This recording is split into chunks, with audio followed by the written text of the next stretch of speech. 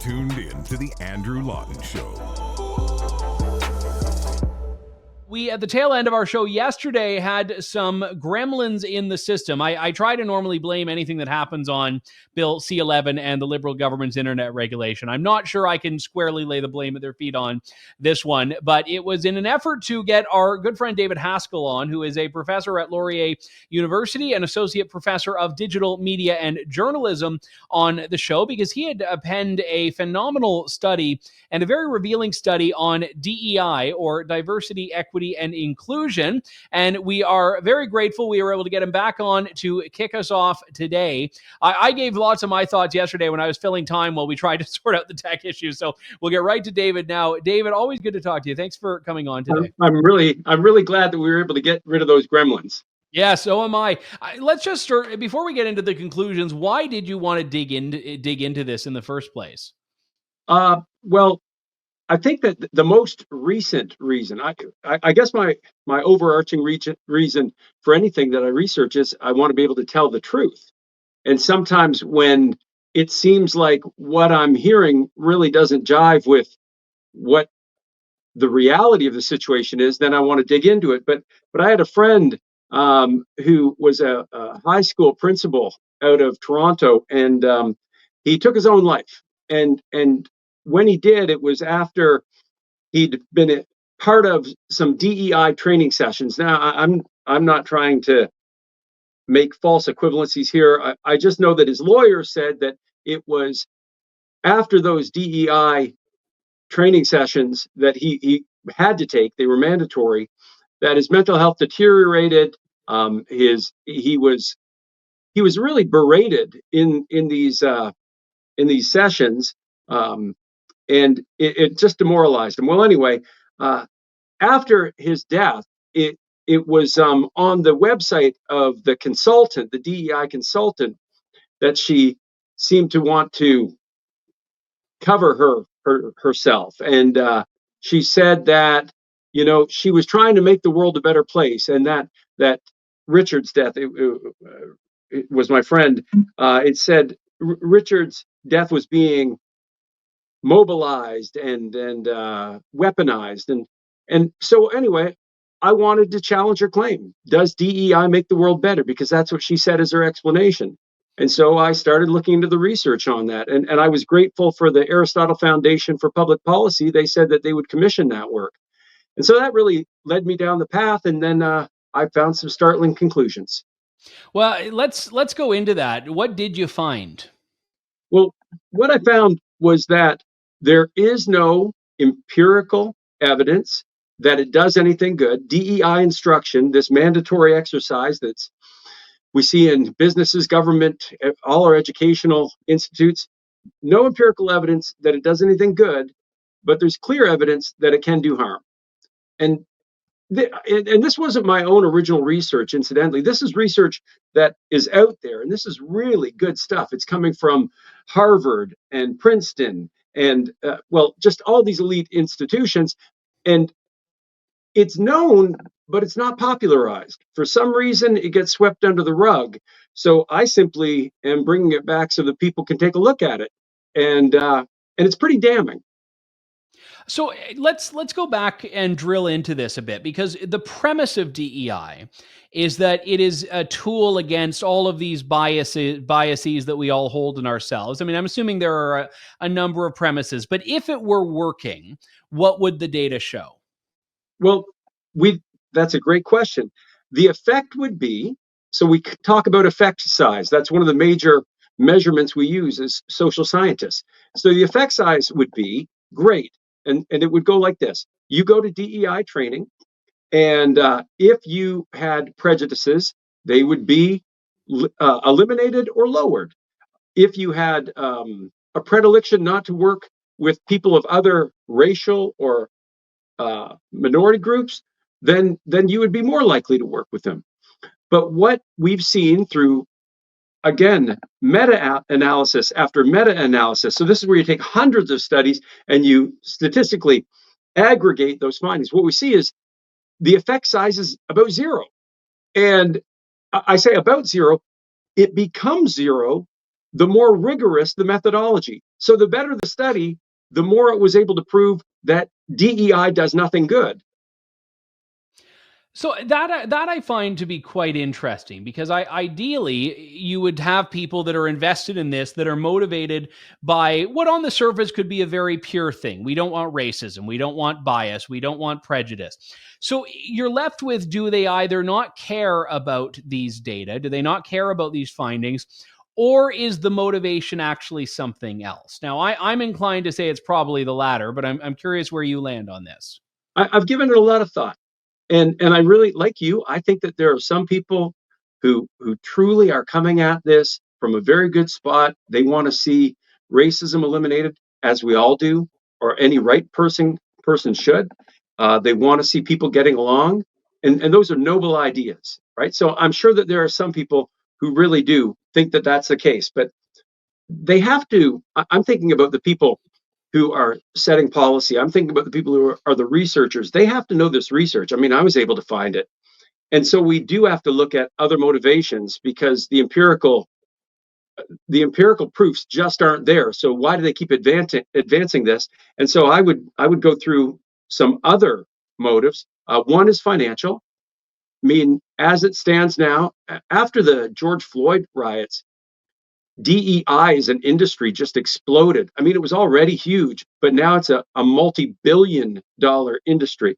So there's an expression that there are none so blind as those whose paycheck depends on them not being able to see. So there might be some of that going on there. The people writing books on this stuff, like Ibram X. Kendi and Robin DiAngelo, they're making millions on their books promoting DEI ideas. So they have a vested interest. Also, consultants, they're making a ton of dough. For example, in Toronto, at the Toronto District School Board, the DEI consultant I spoke of, who berated my friend Richard, she made around 61,000 for 4 days of workshops, and that was a sole source contract. That's really good money. You don't want to find reasons why what you're promoting are wrong when you're making that kind of money. But from a business standpoint as well, I think there's motivation among corporations to really push DEI because it diverts attention from other things. I remember when there were the 1% riots, or the Occupy Wall Street riots going on, and they were looking at corporate corruption. Well, it was shortly after that that DEI suddenly became something very favored among corporations. It was like, don't look over here, but I want you to look over here. Look how good we are. We could virtue signal. So from a corporate point of view, it makes a lot of sense to turn attention to something else that has a lot of popular appetite. But then you come to those people who maybe they know that it does do harm. And again, we can talk about the studies that actually show it does do harm. And maybe they're okay with that. Maybe they are motivated by revenge. Maybe they are motivated by a desire to see society unravel so they can remake it in an image they like better.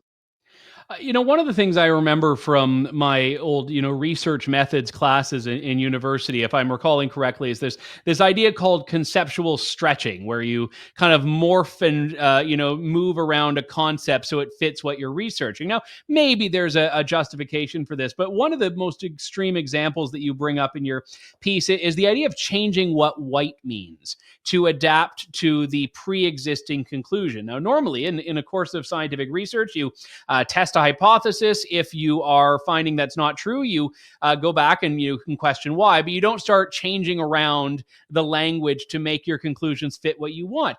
We see this with Asians, who are ethnic minorities. There's no denying they're ethnic minorities. They tend to have very, very high performance scores in academia, in society. They're very successful. They make a lot of money. So that doesn't really fit with the DEI mold. So we have to find ways to call Asians white. Yeah. We actually, or white adjacent, you say in your study. That's right. Well, again, you begin digging into this stuff, and you see that there have been school boards in the United States that have actually removed the category of Asian, and they just lump them in with white. And that's DEI writ large, because what it essentially is doing, it's saying that we're going to create groups of oppressor and oppressed. And as soon as you perform beyond whatever the expectations are of the average, or however they define it, suddenly you get into trouble. So we see that these Asian students in high schools across, or in a couple school boards in the U.S., they got lumped in with whites. But we also saw it just recently in the last year with the elite schools like Harvard and North Carolina. They were also being discriminatory against Asian students. They were making sure that they couldn't get in couldn't enroll at places like Harvard. They had to have almost perfect test scores. And the rationale, again, this is coming from the DEI office, was there. Oh, we have we made it for the first few minutes, but we've had a freeze on David's end there. We'll try to get that sorted out and get him back on. But it is fascinating, and this was again something we saw specifically in the context of U.S. academia, where the idea of, again, just lumping Asians in with whites because otherwise you can't actually find a way to let the conclusion work. We have David back. David, that's all for it. Yeah, sorry about that. Again, something's going on. No, I said we made it through the first 10 minutes. I was happy. Fair enough. I'm just talking about what was happening at the elite universities like Harvard, where they were actually making it more difficult for Asian students to get in. They had to have a near perfect test score in order to get in. The people involved in this actually took it to the Supreme Court and won. They said, you can't discriminate against us like this. But the notion that they could be discriminated against was pumped directly out of the DEI offices at these elite universities. And what their justification was, we can't allow merit alone to let these Asian American students in because there would be too many, and that wouldn't be the right kind of diversity. Well, that begs the question: what is the right kind of diversity?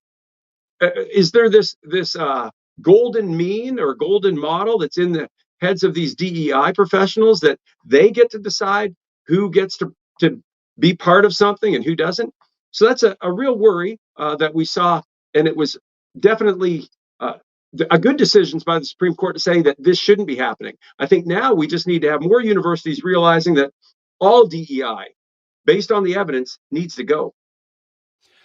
One of the dangers that I would see in this is that some people could look at the findings and say, the problem isn't with the core premise. The problem is just with, it's like the real communism hasn't been tried approach to this. Right. Say, no, real DEI hasn't been tried yet. We've got to tweak and fine tune it. But I think there are two issues there.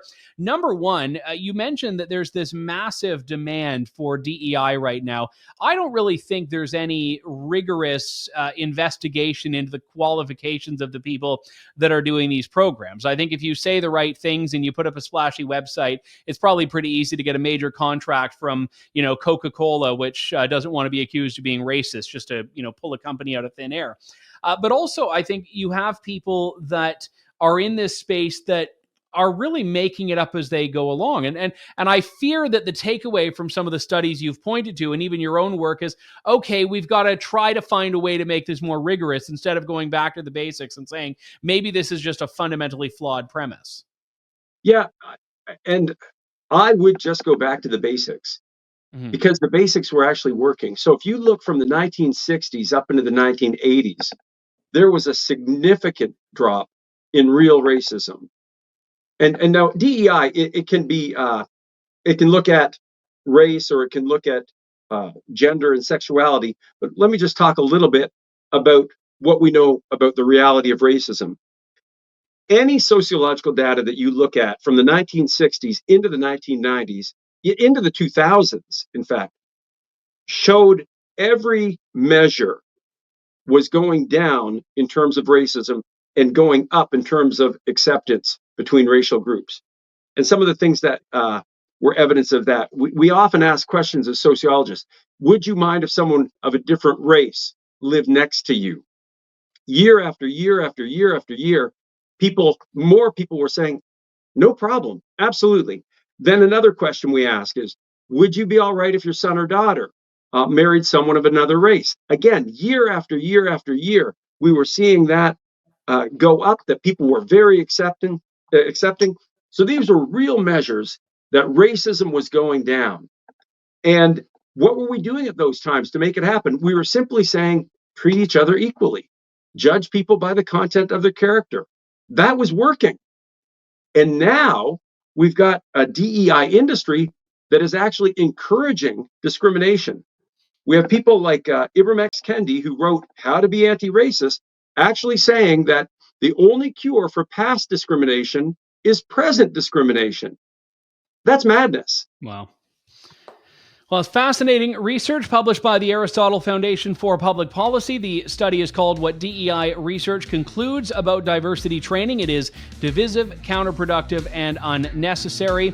All things that do not describe David Millard Haskell, the author of that, who joins us now. David, always good to talk to you. Thanks so much. It was a real pleasure, Andrew. Thank you. Thanks for listening to The Andrew Lawton Show. Support the program by donating to True North at www.tnc.news.